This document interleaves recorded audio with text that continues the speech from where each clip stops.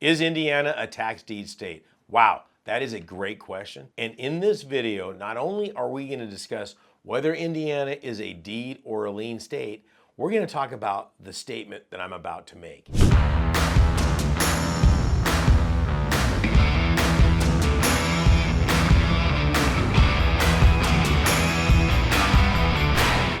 Indiana is both.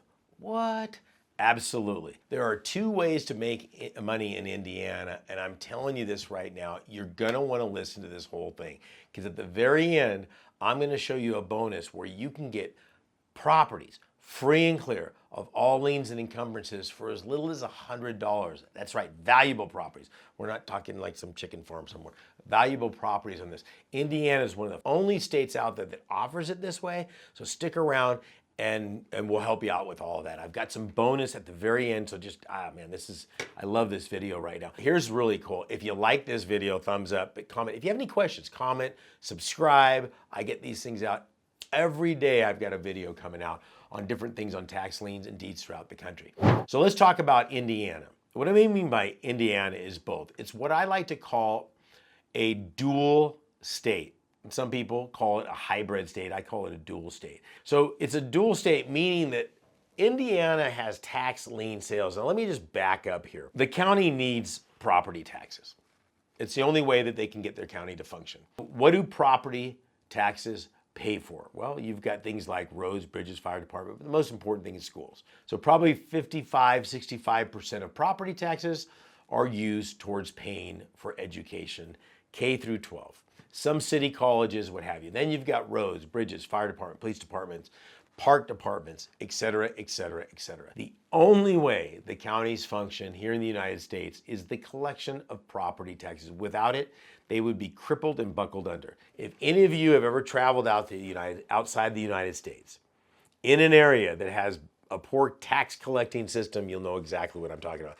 Maybe you get to an intersection and stopping is optional, things like that. So in this video, what I want to do is dive into Indiana. What do I mean by a dual state? Indiana has a tax lien sale every single year. And the way it works is this, is once a property owner has been delinquent more than 1 year, the county is going to say, okay, enough's enough. We're going to go ahead and conduct a sale. At that sale, people like you and I can put up the money for those delinquent taxes. Interest rate's going to be anywhere, depending on the jurisdiction, from 10 to 12%, somewhere in that area, okay? And then what happens is this, when you put up the money for the delinquent taxes, you're not buying somebody's property. Let me just clear that up right now. You're not buying somebody's property. What you're doing is you're acting in role of the county. You give the money to the county, and the county will do about 90% of the work for you. You heard me right. So you don't have to tell the property owner. The property owner probably doesn't even know. I don't know. It doesn't really matter. When the property owner comes down to the county to pay off those delinquent taxes to the county will see that you or I are the lien holder of record, and they will go ahead and issue a check for your full investment plus whatever the prevailing interest rate that you settled on, because it's a bidding down the interest process there. So if it was 12% and I said I'm willing to accept 8%, they give me my money plus 8%. If the property owner doesn't redeem in 1 year, you have the right to foreclose on the property, thus eliminating all other liens and encumbrances. Okay, when I mean all, it doesn't mean all but the bank, all but the IRS. All liens and encumbrances, including a mortgage. You heard that right. Okay, and you will end up owning the property free and clear. That's the basic, straightforward tax lien sale. But Indiana has another version. It's called a commissioner sale. And the commissioner sale, actually, you might want to write this term down. It's also, they're called supplemental sales. So when a county has followed through with all the procedures that a state has implied, this is what, every year you have to have this sale, every year the interest rate's got to be this much, this is how once they've done all that, kind of the gloves are off now. We've fulfilled our obligation to offer these up for sale. Now we can have a supplemental sale, because our job is just to get rid of these things. And even though there might be 13 or 14,000 liens on any given sale in Indiana at a county, they don't all sell. So if something has gone to sale and doesn't sell, the county's kind of left with these things and going, well, nobody wants them. and the amount of taxes that are owed on them keeps going up. So at a commissioner's sale, the county reduces the opening bid. And I don't know how they come up with this number. I'm sure it's some formula that's locked up in a safe somewhere. I haven't really bothered to figure it out because it doesn't really matter. If they tell me that they want $2,000 in taxes, then that's how they came up with $2,000 is irrelevant to my situation here. Okay, but what that does, and this is kind of interesting if you look at like say Illinois that doesn't have a clock ticking. See, the clock is ticking on the redemption period. And if somebody doesn't redeem on these taxes within 1 year, the county has to have a mechanism that says, okay, we got to foreclose on these things or do something. So if the inventory is sitting there, they say, we're going to have a supplemental sale or a commissioner sale. And let's say I've seen a property with, say, $10,000 in back taxes, and they say, we're going to offer this up for $1,000.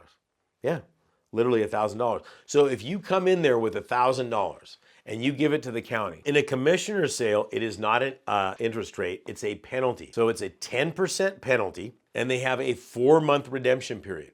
Okay, but you have to have started the foreclosure 30 days prior to the end of the redemption period. You have to have started your foreclosure process 30 days prior to the end of the foreclosure process. So you're going, well, wait a second, what does that mean? That means you're really buying a deed. So when I put the $1,000 up, I can start foreclosure immediately, and I had better start it 30 days prior than my 4-month is ending up there. You can rewind this a couple times to watch this. Or if you have a comment or a question, just type it down below. Thumbs up, thumbs down if you don't like it, I don't care. This is good information, I love it. So this is the great part about it. So when you're looking at that, you say, wait a second. So if it's a 4-month redemption period and I start foreclosure right away, I might end up with the property at the end of the 4 months. Exactly. The county's kind of saying, you know, we've gone to a sale, nobody bought it. So let's say that property owner owed like $15,000 in taxes, and they said the bid's going to be, you know, $1,000, and I bid it to $3,000. In order for the property owner to protect themselves, they would have to pay the full $15,000, and out of that $15,000, I would have got my money back plus a flat 10% penalty. But make no mistake about it. If they don't, I start the foreclosure right away, and if they haven't redeemed within 4 months, I will end up with that property free and clear for whatever I bid on it, and any excess taxes that were owed to the county above what I bid, boop, are gone, and they're no longer my responsibility.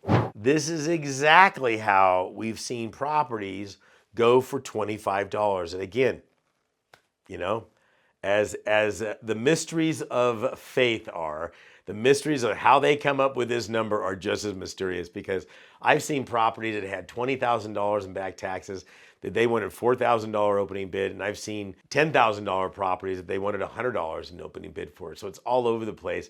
I guess yours is not the responsibility to ask why, it's just to put up the money, so to speak. So when the county says this is the opening bid at the commissioner's sale, just pay that price. A lot of these are done online, and so be aware that you have to do your research beforehand. When you're buying online for an auction at the commissioner's sale in Indiana, understand that you're probably dealing with a third uninterested party. In other words, the county isn't supporting a website that you're bidding on. It's probably a third profitable company that would go out there. Bid for Assets is one that does these, that says, you know, we'll conduct the sale for the county. You just got to do some research when you're doing that. The reason I'm bringing this up is because I've made the mistake of getting myself registered at a county and going to the online sale and realizing there was a secondary process to get registered for the private entity that was holding the sale for the public entity called the county. So I'm sitting there going, oh goodness,